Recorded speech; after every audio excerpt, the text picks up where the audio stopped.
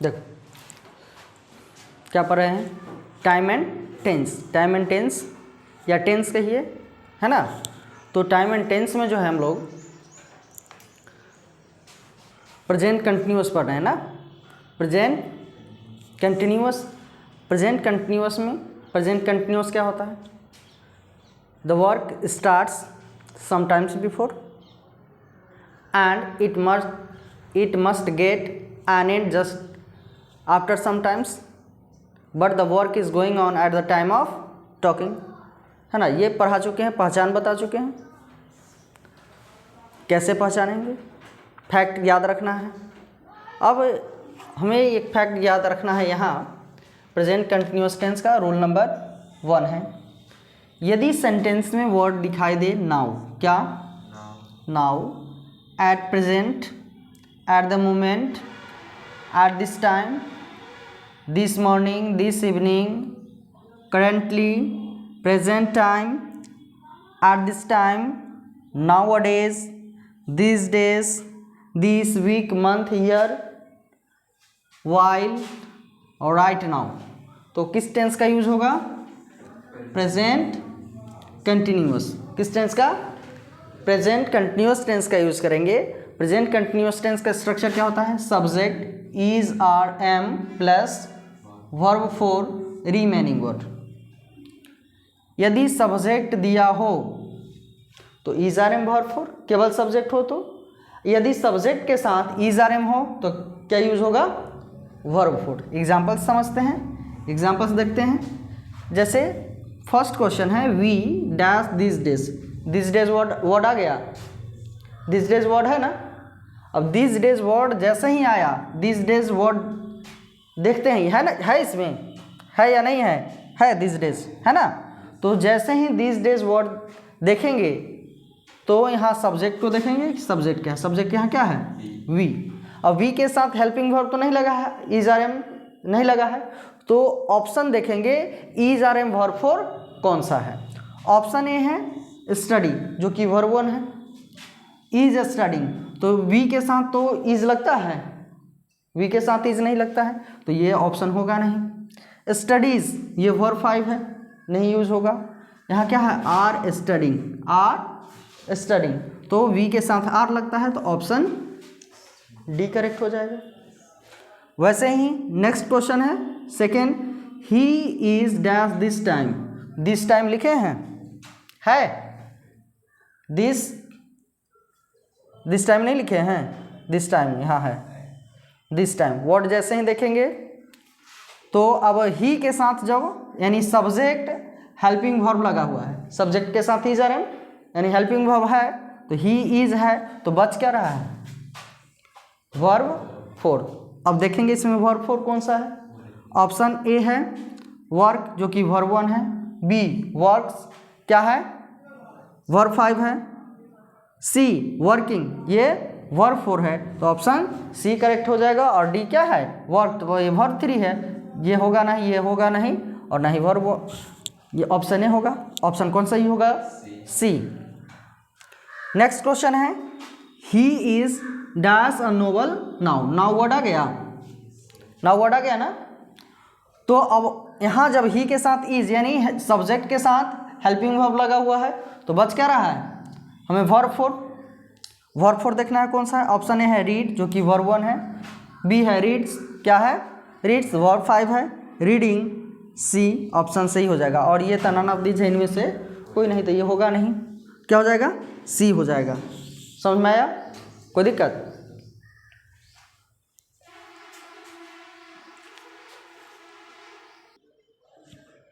देखो present continuous tense का rule number 2 क्या है, यदि सेंटेंस में नेक्स्ट वर्ड आ जाए, क्या नेक्स्ट वर्ड आएगा तो क्या आ जाएगा, next day, next week, next month, next year, या टुमारो आ जाए, क्या tomorrow, today, soon, shortly, in a few moment, in a few moment. यदि ये सारा वर्ड आता है तो क्या करोगे, प्रेजेंट कंटिन्यूअस टेंस का यूज। कौन सा टेंस का यूज होगा, प्रेजेंट कंटिन्यूअस टेंस का यूज होगा। प्रेजेंट कंटिन्यूअस टेंस का स्ट्रक्चर क्या होता है? Subject plus is are am plus verb four plus remaining word. यदि सब्जेक्ट के साथ इज आर एम है तो केवल वर्ब फोर यूज होगा, और यदि केवल सब्जेक्ट है तो इज आर एम यानी सब्जेक्ट के अकॉर्डिंग वर्ब फोर का यूज। या फिर इसके लिए ये सारा यदि वर्ड रहता है तो प्रेजेंट कंटिन्यूअस टेंस का यूज नहीं होगा, तो फ्यूचर इंडेफिनिट का यूज होगा। Future indefinite. अब फ्यूचर इंडेफिनिट का सब स्ट्रक्चर क्या होता है? सब्जेक्ट प्लस शैल या will plus verb one remaining word. और याद रखना है कि आई और वी के साथ लगता है शैल, आई वी के साथ शैल, और बाकी सभी के साथ क्या लगाओगे? विल। अब एग्जाम्पल देखते हैं। एग्जाम्पल्स क्या है? एग्जाम्पल पहला क्वेश्चन है he dash to Delhi tomorrow. Tomorrow आ गया, टुमारो वर्ड है। अब देखेंगे यहाँ या तो यूज होगा, सब्जेक्ट देखेंगे क्या है? ही है ना। अब ही है तो या तो यूज होगा is are am verb four, और नहीं तो शैल विल वर्ब वन।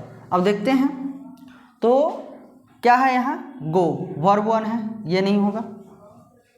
गोइंग है तो गोइंग होगा नहीं, हेल्पिंग वर्ब चाहिए क्योंकि सब्जेक्ट के साथ हेल्पिंग वर्ब नहीं है, तो ये भी नहीं होगा। दूसरा है is going. C question option number C जो है क्या है? इज गोइंग और डी है गोज, तो केवल यहाँ वर्ब यूज होगा नहीं, तो ऑप्शन कौन सा सही होगा? इज गोइंग, यानी क्या हो जाएगा? He is going to Delhi tomorrow. Next है C dash next week. C dash next week आ गया। नेक्स्ट के बाद वीक, मंथ, ईयर या डे आ जाए, है ना। तो नेक्स्ट वीक। अब ऑप्शन देखेंगे, इसमें भी या तो क्या यूज होगा? सी है, सी के साथ विल यूज होगा, तो विल वर्ब वन, आ नहीं तो सी के साथ प्रेजेंट कंटिन्यूअस टेंस में इज का यूज होता है, तो इज वर्ब फोर होगा। तो देखते हैं, या तो विल ऑप्शन पकड़ेंगे। ऑप्शन ए है इज कमिंग, बी है कमिंग, सी है कम्स और डी है केम। तो ना ही ऑप्शन बी सही होगा, ना ही सी और ना डी। ऑप्शन कौन सा सही हो जाएगा? Option A. अब इसी के साथ यहाँ जो रहता, यदि इज नहीं रहता, इज यहाँ इज नहीं होता तो क्या होता? Will come. क्या होता?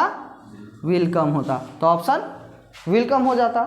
यदि देखना है कि यदि सब्जेक्ट के साथ is are am verb four है, यानी ये वर्ड रहे तो is are am verb four है, तो वो ऑप्शन सही होगा। या यदि सब्जेक्ट के साथ पहले से ही इज आर एम दिया हो तो केवल वर्ब फोर। यदि शैल विल दिया हो तो केवल वर्ब वन। शैल विल दिया हो तो क्या यूज होगा? Verb one. और यदि यहाँ सब्जेक्ट के साथ इज आर एम नहीं दिया हुआ है, ना ही शैल विल, तो ऑप्शन देखेंगे कि is are am verb four है कि नहीं। Is are am verb four ना होगा तो क्या होगा? Shall will verb one. Shall will verb one, shall या विल सब्जेक्ट के अकॉर्डिंग यूज होगा। समझ में आया? कोई दिक्कत?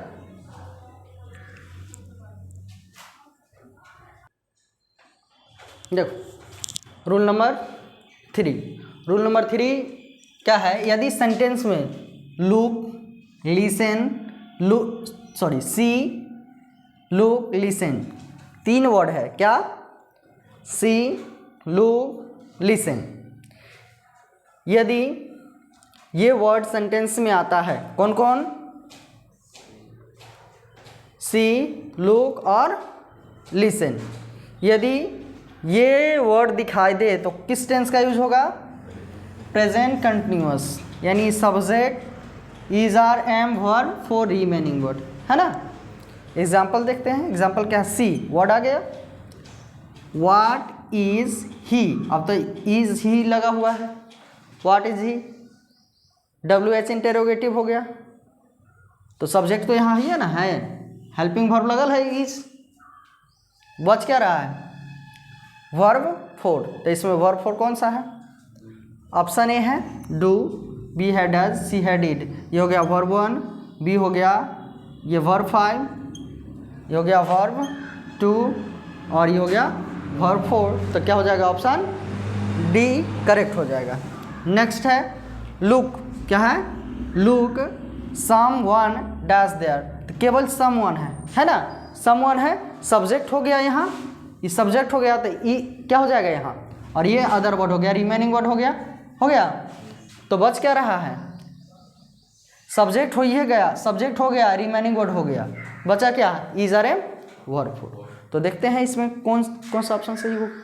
ऑप्शन ए है स्टैंड, ये होगा नहीं, स्टैंड्स ये भी नहीं होगा, वर्ब 5 है, वर्ब 1 है, वर्ब 5 है, स्टैंडिंग वर्ब 4 है, लेकिन इसमें क्या चाहिए, या तो इज आर एम, यानी यहाँ तो समवन है तो सिंगुलर है, वर्ब भी सिंगुलर लगेगा, तो या तो इज इसमें लगेगा इज वर्ब 4, तो इज वर्ब 4 वाला कौन सा ऑप्शन हो जाएगा, D is the correct answer. Next देखते हैं, लिसन वर्ड आ गया, listen somebody dash a song, तो ये सब्जेक्ट हो गया और ये रिमेनिंग वर्ड हो गया। बचा क्या यहाँ, जब सिंगुलर है समबडी तो इसके साथ क्या लगेगा, इज वर्ब 4, तो इज वर्ब 4 कौन सा ऑप्शन है, ऑप्शन ए है सिंगिंग, ये वर्ब 4 है लेकिन इसके साथ हेल्पिंग वर्ब नहीं है, तो ये गलत है। सिंग्स ये वर्ब 5 है, इज सिंगिंग ये है हेल्पिंग वर्ब, और क्या आ गया, वर्ब 4, तो ये सही है। सैंग ये वर्ब 2 है, तो ये होता नहीं। समझ में आया, कोई दिक्कत?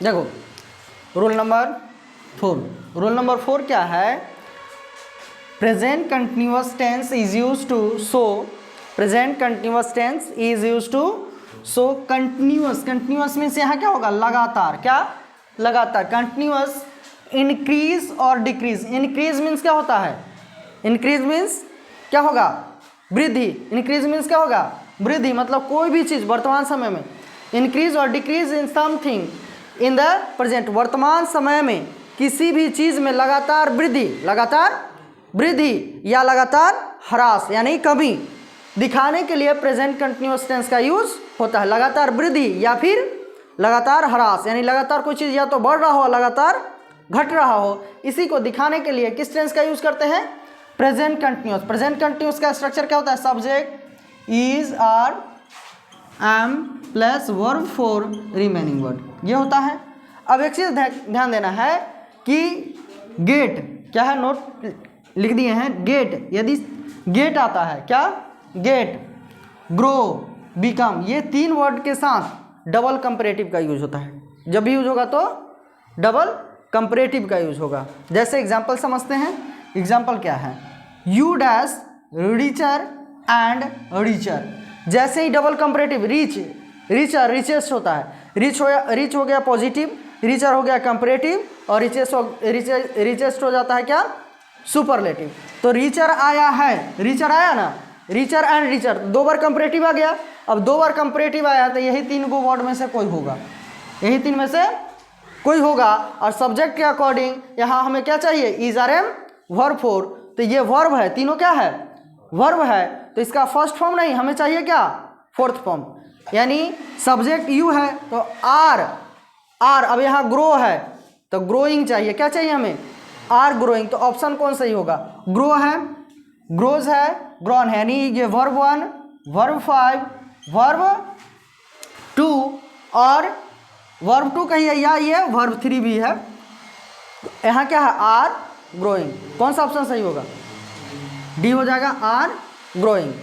दूसरा है C dash more and more ambitious, वह अधिक से अधिक महत्वाकांक्षी होती जा रही है, मतलब उसकी इच्छा जो है बढ़ती जा रही है। तो अब यहाँ क्या है, बिकमिंग तो होगा नहीं क्योंकि सी है, तो सी के साथ यहाँ क्या चाहिए, इज चाहिए, हेल्पिंग वर्ब चाहिए। यदि इज होता, यहाँ केवल यहाँ इज रहता सी के साथ, तो ये ऑप्शन सही होता, लेकिन इज तो है नहीं, तो हमको चाहिए क्या, इज वर्ब 4, तो क्या हो जाएगा, इज बिकमिंग, ये वर्ब 4 इज के साथ आ गया, बिकमिंग आ गया ना, तो ऑप्शन बी सही हो जाएगा। बिकम से तो वर्ब 5 ये होता नहीं, और बिकम है वर्ब 1 है, ये भी नहीं होगा, क्या हो जाएगा, ऑप्शन बी करेक्ट हो जाएगा। कोई दिक्कत, समझ में आया?